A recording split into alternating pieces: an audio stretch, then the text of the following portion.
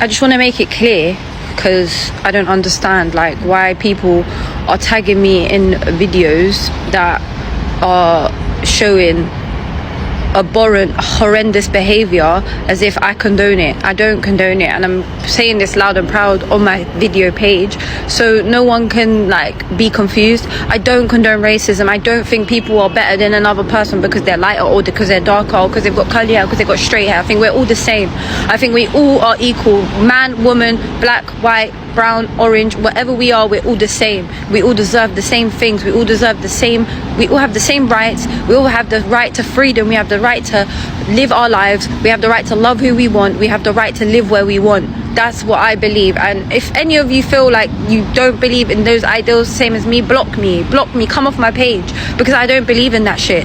All right? And like all you Moroccan supremacists, yeah, I've already been beefing you lot because you've already been saying that my kid is not allowed in the country because she's not Moroccan. So I'm not on your side. I don't believe that in nationalism. I'm not a nationalist. I don't think, yeah, that my country is the be all and end all. I would like my country to be better. I would like my country to have money, yeah, but at the expense of other people, no thank you. And I'm gonna let you know what I respond to all of these tags. Everyone else who's tagged me, like, I've responded in the same way, which is Moroccans have hundreds of years of racism to unlearn. That is without a doubt a fact. We were colonized by multiple different people who had different rules for different skin colors, and that's still a legacy of Morocco today. It's a shameful, horrible legacy, but it still lives. And it's up to us as the young Moroccans, the Moroccans from the diaspora, the young Moroccans who live there, to fight this. It's up to us to not have it, and we are, because Moroccans are intermarrying at a high rate, higher than a lot of other North Africans. We are very accepting of other cultures as a majority. There are minorities that are not. Like every other country, every other place in the world has bad people, have people who think shit things, but that doesn't represent the majority of us. I don't think it does, because if you look at the majority footage and coverage of AFCON and any other event that's been held in Morocco, yeah, it's been mostly good. It's been majority welcoming, majority happy, dancing, like everyone's together, joined together and celebrating cohesion and community. So I just feel like these incidents that have happened, yeah, I've just made it look so bad, and I'm just so ashamed of it. I'm so ashamed.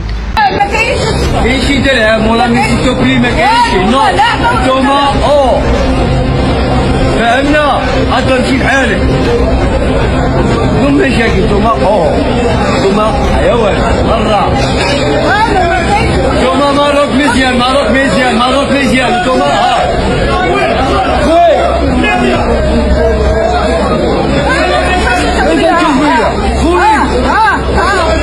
انت تعدوا علينا وسط بلادنا ولا جنس وسطوا علينا البشر منين فاك يو بيتش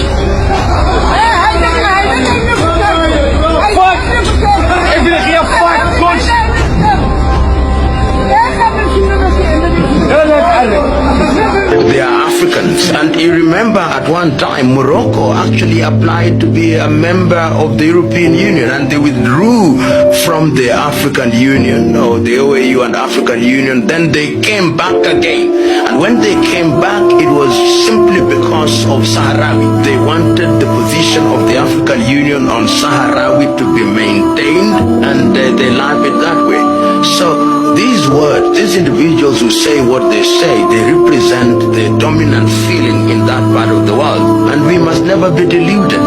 If they don't want to be Africans, let them not be Africans. If they think they are simply in the continent called Africa, but they want to belong elsewhere, they must be told in no uncertain terms. And we never say this as often as we should. The Arabs were responsible for slavery in this part of the world, and in fact, the Arab slavery started earlier and continued for a longer time, and they took more Africans into their part of the world. And even as we speak now, we know what is happening in Libya. We know what is happening to African migrants when they get to Tunisia. We know what is happening to African migrants when they get to Algeria and when they get to Morocco. And the African Union should not equivocate on this matter. They should speak clearly and firmly so that we know who we are dealing with. Let's talk about racism in North Africa. North Africans are often described to be racist towards other fellow Africans, primarily those with the darker skin complexion, and sub-Saharan Africans. And this is true. And as a North African woman myself, I talked about this back when the African final took place between Senegal and Morocco, in which many North Africans used this as an opportunity to be openly and freely racist, not only targeting the Senegalese team, but also their fans and Senegalese people living in Morocco, in which they were also calling and targeting, lynching Black businesses, Black African businesses, and specifically Senegalese businesses. Something which I received a lot of backlash, threats, and insults from my own community for calling out. And one of the many reasons for as to why racism tends to be very prevalent in North Africa is because of identity. North Africans struggle and refuse to identify as belonging to the African continent and being African, and feel as they belong simply to the Arab community living in a different geographical location or as a different type of African. And this is an outcome of European and Arab colonialism in the region, in which North Africans want to identify with European or Arab, in which blackness is foreign to North Africa. Not only reinforcing a false notion of what is North Africa and Sub-Saharan Africa, splitting the continent into two, but also further marginalizing North Africans who are brown and black due to their proximity to blackness and to this other Africanness that they do not wish to be a part of. France and other European imperialist powers used social Darwinism to study Africa and its populations, with one of the many intentions being to de-Africanize North Africa as Arab, and the rest of the continent being racialized as Black and African. For example, the British anti-slavery report reaching the conclusion that Moroccans are coloured people, a term which is actually used to describe the multiracial people of South Africa, Namibia, Zimbabwe, and other African countries in which their ancestry descends from the interracial mixing with European colonizers, Africans, and Asians. But all of this is to understand one of the many ways in which colonialism impacts identity specifically in North Africa, not to shift accountability and avoid the harsh reality in which North Africa in its majority is racist. I am so sad to say this, but I have to say this because it's true. Traveling to Morocco as a female, so many people from Europe told me it's dangerous, don't go alone, it's not safe, are you sure you want to go? And I'm so sad to say this because there's so much lack of knowledge into this country, and not only this country, that unfortunately people believe these things. But when you travel and you're here, you realize how safe it is, how good it is, how good the people are, kind and helpful. I have never felt unsafe once in here. I actually probably felt more unsafe in Barcelona than here. There are so many misconceptions about this country, their religion, so much lack of knowledge, misleading information. I really recommend you to travel, to see it yourself, to visit, and to be open-minded and look at things with different eyes, without prejudgments, without judgments, and respecting the diversities for what they are. Beautiful. That's what they are. I am so sad to say this, but I have to say this because it's true. Traveling to Morocco as a female, so many people from Europe told me it's dangerous, don't go alone, it's not safe, are you sure you want to go? And I'm so sad to say this because there's so much lack of knowledge into this country, and not only this country, that unfortunately people believe these things. But when you travel and you're here, you realize how safe it is, how good it is, how good the people are, kind and helpful. I have never felt unsafe once in here. I actually probably felt more unsafe in Barcelona than here. There are so many misconceptions about this country, their religion, so much lack of knowledge, misleading information. I really recommend you to travel, to see it yourself, to visit, and to be open-minded and look at things with different eyes, without prejudgments, without judgments, and respecting the diversities for what they are. Beautiful. That's what they are. Hey, what's up with the people of these countries? No one wants to be Arab anymore these days. What's happening? So everyone is finding new identities. You're like Amazigh, you're Kurd, you're Phoenician, Assyrian. What's happening? Who are you trying to impress? I mean, if you're trying to impress a normal person, it's not working because they're supposed to like you for who you really are, you know? But if you're trying to impress a racist, let me just tell you, it's not working. What do you think when you're telling a racist, oh, I'm not Arab? He's gonna say, oh, my bad, you're not Arab. Oh, great, now you're like me.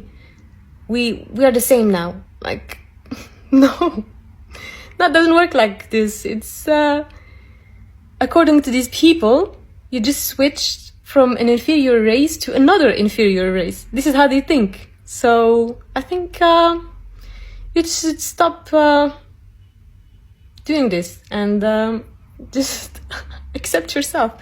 I mean, disclaimer. If you're just trying to be proud of your identity, I get it. Like, if you have no hate for anyone, you like your culture, your language, whatever it is. I'm with you, I like you, like I support you, it's great.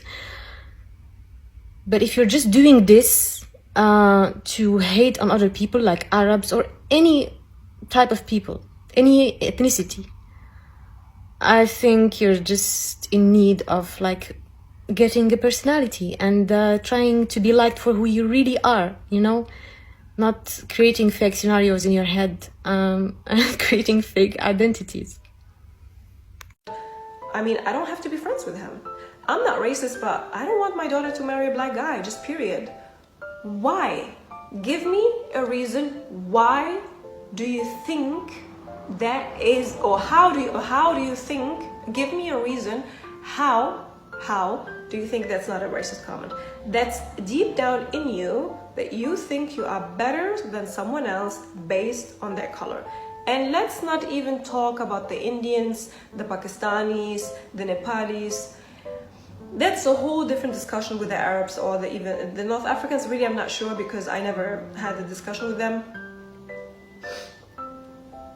And when you tell them, for me, because I noticed even way worse racism. There's a difference between racism in North Africa, 100%, and the racism in the Middle East and the Arab world is a whole different level. I can tell you that the racism in North Africa is really based on lack of knowledge. You know, giving the passport for the security. It's always the same. There's no way this is your brother. There's no way this is your sister. There is no way you guys are family. Like, because he's the dark child and we are all like the white kids in the family. That's why when I grew up, I never ever saw color. I never understood there is really a difference between me and my brother or between me and my cousin who is super dark. I never thought it's an issue. It hurt me so bad when I heard these comments towards my brother. He used to also tell me obviously that the police in Germany would also stop him every now and then, just obviously based on him being a guy and an immigrant child and looks super dark with his beard as a Muslim guy in Europe. I have never ever been stopped. I have never ever been dealt with in a bad way. I'm a Muslim girl who wears hijab ever since I'm 11. I should also be actually affected by these attributes that I show to the world. However, I have never been. But growing up, having someone in your family actually going through that racism is so made me feel like, not I have to speak up for every single person, it just did not make sense to me. How on earth is someone that looks just slightly different than us is treated in a completely different way? And I started noticing this because when I got older, obviously, and I used to go to the beach, to Tunis, and like I said, I enter Tunis, I'm like a white kid. Obviously, I go to the beach on a daily basis and I come out being, you know, super tan and super dark. And my family, and I remember this neighbor, she would always say, oh my God, you used to be so pretty. What happened to you in the last couple of weeks? Now you're so, you know, they don't want to say ugly, but so, ooh, like, do something. You know, we have specific creams in Tunis and specific masks that keeps you white, and all that mentality that a white person or someone with a lighter skin, let's not say white person because we still obviously know white people, but someone with a lighter skin has always is always more beautiful, is always more pure. Many people want to speak to them, many people want to surround themselves with. And if you're dark, technically, oh yeah, he's nice, she's cute, but I mean, come on, she's a dark girl. You know, how many comments did I hear about, yeah, he's gonna marry this, yeah, but she's dark. Wallahi. And okay, let's continue.